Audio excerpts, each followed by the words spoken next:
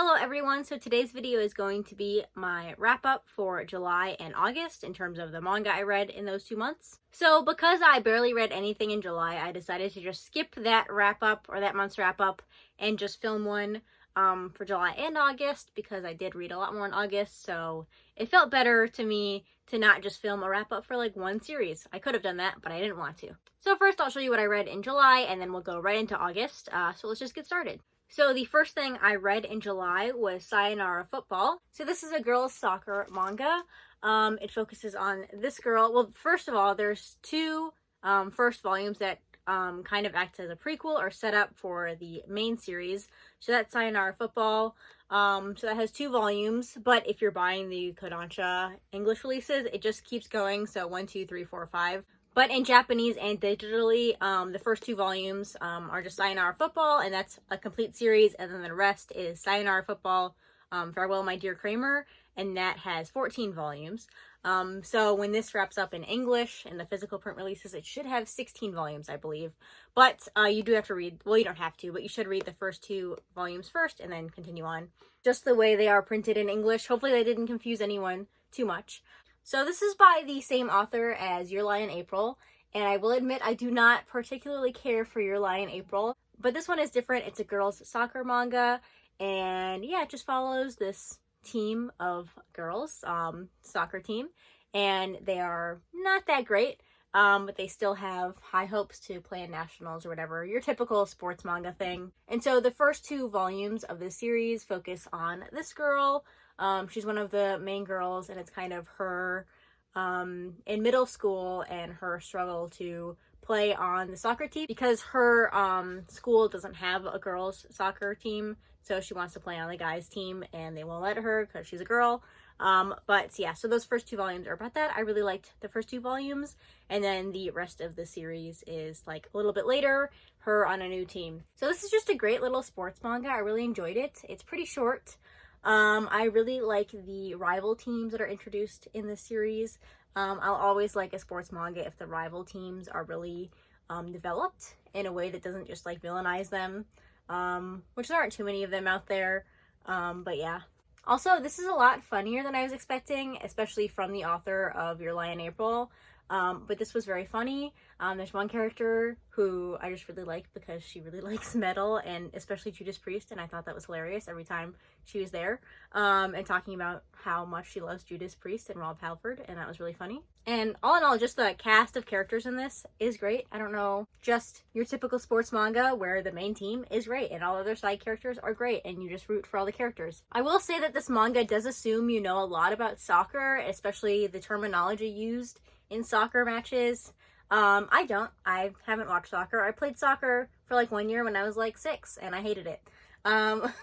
So I don't really know any soccer terminology, so that kind of made me miss a couple things in the series, I think, especially like big names in soccer. I don't know any of them, but to read this, you don't really have to, but there's some context you might miss if you don't, and I guess I missed it, but whatever. And then my final thoughts are, I do wish that it was either a little bit longer or a little bit shorter. There was kind of what felt like an introduction to a new arc that was kind of ended a little bit abruptly, but it wasn't terrible. It was still a satisfying ending. And yeah, I really like the ending. I like the sports manga a lot, and I really want to read more girls sports manga if I can find it. I know there's Harukana Receive, which I'll have to do more research if I actually want to read that, because I think it's not really the sports manga I'm looking for, but yeah. The next manga I read in July was the second and final manga I read in July. So that was Descending Stories. So this is a 10-volume manga about Rakugo. I talked about this manga a bit in my reading vlog, so I'm not going to repeat myself too much here. If you want to hear more of my thoughts about the series, you can go watch that video. I'll leave a link up there somewhere. But this is basically about mostly this guy, but also another guy who was in prison, and he saw this guy perform Rakugo, and then he wants to become his apprentice in Rakugo. And it follows quite a few years of his life and this guy's life, and there are a couple volumes that's a flashback of this guy's life, and it just shows all these characters' relationship with Rakugo and each other, and how Rakugo kind of brings them together and also makes people drift apart. So it was really interesting to see how Rakugo and the characters changed throughout the years, because the practice of Rakugo changed, and that changed the characters, because this does take place over quite a few years. So to see that was really interesting. It felt like I was actually learning something, like this manga was teaching me about history that I didn't know about. So that's always good. And also this serves as a pretty great found family manga, and I'm always looking for found family manga, great found family manga, and this one is definitely one of them. There's lots of found family aspects pretty much throughout the whole manga. I will say I've watched one episode of the anime, and I don't think I'll watch anymore just because I'm not very good at watching anime. But what I do remember is that the pacing in this is very different. I feel like the first episode of the anime covers a lot of this manga already, which is interesting because it is 2 seasons. So I'm not sure why they would try to rush the first episode so much. So if you've seen that, maybe you can discuss that in the comments. I don't know. But yeah, this is a great little manga, 10 volumes, pretty short, and I would recommend this for sure. I started that in July and then finished it in August, and then I read a series that's been sitting on my shelves for 3 years at least, probably longer, and I finally got to it, and some people will be very happy that I got to it. But I read Omnibus Volume 2 of Vagabond all the way through Volume 37. So everything that is out in English. I believe there's a couple more chapters available via Scanlations. I'm not going to read those. I'm perfectly happy with where I finished the manga. If you can finish a manga that's on hiatus forever. But yeah, I'm perfectly happy with what I read. I don't want to talk about this too long. I feel like I could talk about this forever. But I will say that the first couple volumes, I was definitely liking it, but I wasn't fully enraptured by it. I felt like I've read Takehiko Inoue's 2 other series, Real and Slam Dunk, and I really, really like those, and I really like seeing his passion for basketball, and I didn't feel like that passion was being shown the same way in Vagabond. Obviously, it's not about basketball, but I didn't feel that level of passion in the work for the first, 3 omnibuses, I would say. But then when we get to Kojiro's story, I really, really, really love Kojiro's story, the volumes that cover that, and then everything after that is great, and the final arc that's in the manga was absolutely phenomenal, and I really, really loved it. Also, this easily is my favorite art in manga ever. Takehiko Inoue's art is just beautiful to look at. I could just flip through this and just look at a random page. It doesn't even have to have any, serious scenes or important scenes, but just any page, the art is fantastic. I think it's my favorite art, ever in manga. If you're worried about reading this because you don't want to read an unfinished manga and feel like it's not satisfying, I will say that the end of volume 37, obviously there is more story to be told, but the end of volume 37 does wrap up a pretty big arc that's very important for the main character's growth, and it felt somewhat satisfying of an ending. Obviously there's more story to be told, but I could stop reading there, never have any more, and be completely satisfied and reread this several times, and I'd find it would be just fine with me. So it doesn't end on a cliffhanger, it doesn't end in the middle of an arc, it is a good stopping point. And so yeah, if we never get any more Vagabond, I will be sad, but I don't think it's necessary.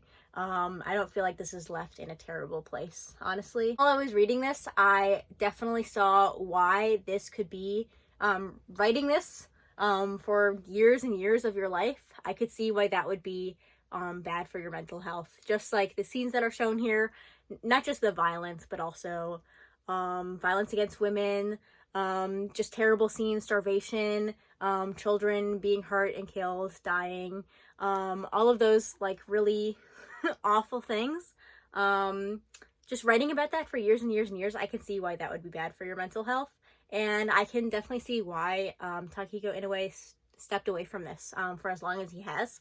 And I don't really fault him for it. I do like what he has given in the series so far. And if he does ever come back to finishing it, I don't think he will. But if he does, I'll gladly read more. But I am very satisfied with what I read and what's available to read. Next, I read volumes 2 and 3 of Days of Love at Seagull Villa.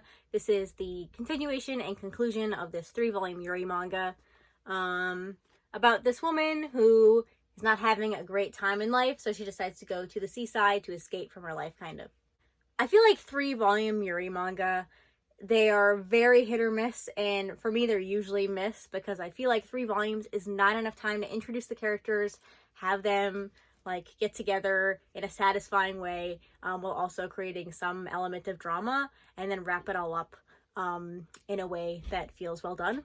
And so 3-volume Yuri manga really, really, really are usually missed for me, and unfortunately I feel like this one was also kind of like that. The pacing of this manga is just not great in my opinion, and like I said, 3-volume manga, it's really hard to get the pacing right. I think there's only one 3-volume Yuri manga that I really, really like. Maybe 2 or 3, I don't know. But this one was just okay to me. I feel like the author tried to introduce way too many plot lines for a 3-volume manga, and I could pretty much tell that as soon as I read the first volume, that there were going to be too many plot lines, and they wouldn't wrap up in a great way, and I definitely felt like that happened at the end. And overall, it just kind of felt all over the place. Obviously there were cute elements. I do like these two in their relationship, it's fine. But there's another side relationship that I do not like at all, and if you've read this, you'll probably know why. But yeah, so I would personally pass on this one. You can definitely try it if it looks interesting to you. I pretty much buy all the Yuri manga that 7 Seas releases and then read them. That's why I have this, because I just try it all and I'll read everything that they put out. This one was not for me personally, but I can see why people would like it. I just personally didn't. The next thing I read was Wolf. So this is a boxing manga about this guy who is supposedly a teenager. Does not look like a teenager, but supposedly he's a teenager, I guess. Or like very early 20s, I'm not sure. And when he was a kid, his dad walked out on him and his mom. So now he wants to get revenge because his dad was like a famous boxer. So now he wants to go find his dad and box him in the ring so he can beat him and get revenge for him abandoning their family, I guess. When I say that out loud, it sounds kind of silly. So the first thing I'm going to say about this manga is about the physical, like, book. The printing is not that great. It feels kind of blurry at some points. And I'm not talking about the art style. That's not what I'm talking about. I'm talking about, like, the actual printing. It feels blurry, not very crisp. And that could be the art, maybe, but I feel like it is the printing. It just looks strange. And then this manga definitely has lots of typos. I feel like it could have done, there could have been some more editing going on here, because there are lots of typos in here. Sometimes I can't even tell what they're trying to say because there's so many typos. I don't know what it is. In terms of the story, the pacing is not that great. It's too fast and too slow at different parts. But the actual story, I really liked it. It kind of feels cliche. It's not the most, like, innovative thing in the world, but I did enjoy the story. I also really appreciated the fact that the author talks about how, like, physical elements of training can be detrimental to your health. Like, there's one part in here where the main character is really, really focused on losing weight to fit into the weight class so he can fight his father. And just the stuff that he does to fit into that weight class, it really shows you how the training aspects can be detrimental to people's health. But I feel like this did it in a way that felt most, like, realistic to me. Like, I could definitely see this happening. So yeah, overall I did enjoy this. Not anything fantastic, but I did like the story. I did have some problems with it for sure. But if you thought anything I said about it sounded interesting, then yeah, maybe check it out. But it's not something I'd say that everyone needs to read, for sure. And the last thing I read in August was The Summit of the Gods, volumes 1 and 2. So this is a 5-volume manga. I've only read the first 2 volumes so far, but I'm planning on finishing it. This is about mountain climbing, if you couldn't tell. And it's mostly, these first 2 volumes are mostly about this guy, and his story of why he, well, not really why he's mountain climbing, but, like, the mountain climbs that he's done. And yeah, and just kind of his life mostly. He is a pretty important character in this manga. I wouldn't say he's the main character, but he does kind of have a lot to do with the main storyline, which is kind of a mystery. And I don't want to say too much about that. It's not like a huge mystery, but it is kind of a mystery storyline. But these 2 first volumes are focusing more on this guy and how he came to be involved in the mystery, I guess. So again, I'm going to talk about, like, the physical aspect of this book. So, this is a $25 book. It is like 300 pages, so it's a little bit longer than your average one volume manga, and it has French flaps, which are fancy. However, no color pages, even though I feel like this page is supposed to be colored. And like, yep, I feel like this is supposed to be a color page. It's not colored, which, okay, this is a $25 book. I feel like they could have given that a color page, which is whatever. But the other problem that I have with this actual like physical book is a lot of the time, well, sometimes the text gets lost in the gutter, which I hate. And then in the second volume, there are parts that are supposed to be italicized, like if they're talking on the phone, the other person on the phone, their dialogue is italicized. For some reason in the second volume, I don't know what happened when they were printing it or like programming it or whatever, but you can't, it's not words. It's just like a bunch of symbols. And I don't think that's on purpose, because it's like a lot of the time when something is italicized, and it doesn't happen in this first volume that I remember, and it doesn't happen in volume 3 because I've started reading that one as well. But the second volume has that issue, and it doesn't really affect the story too much, but there is like a page where I felt like I should have known what was happening, what the other character was saying, but it wasn't. It was just like gibberish, which is really weird. And like I said, these volumes are $25. So I don't know. I feel like a little bit more attention to detail could have been had there, but whatever. If we're talking about the actual book, I do enjoy it. I do like seeing why characters are passionate about the things they are passionate about. However, I will say that the narration part of this manga really sucks. In my opinion, I don't like the narration because the narration basically tells me what every single character is thinking, or at least the main character, what he's thinking all the time. The character said this, he thought this, because this, and it's really, really annoying. I don't think it's necessary. I think we should be doing a lot more of showing and not telling, especially in a manga where you can use art to show what a character is feeling. I just feel like sometimes the narration is unnecessary and could be done in a different way. But the actual story is interesting. The mystery is okay. It's not like a thriller mystery manga. It's just like a little bit of mystery. This is more just a manga to show a character's passion about mountain climbing and what captivates people about mountain climbing. So in September, I'll probably finish this manga and let you know what my final thoughts are about this, but those are my thoughts so far. But yeah, that's everything I read in July and August. Let me know if you've read any of these and what your thoughts are on them. If you agree with me or disagree with me, anything is okay. And also let me know what you read in July or August. Pretty much just August. I'd also be interested to see how your reading has been going as the year goes by, because in the first half of the year I read way more than the second half of the year so far. I've not been doing very well with reading. In August I got a little bit better, especially with Vagabond. But like the first half of the year I read like 200 volumes, I think, or more than that, and I feel like I was doing very well. But not so far the second half of the year. So I'd be interested to hear what your experience is with that. But anyway, that's going to do it for this video. Thanks for watching, and I'll see you next time. Bye!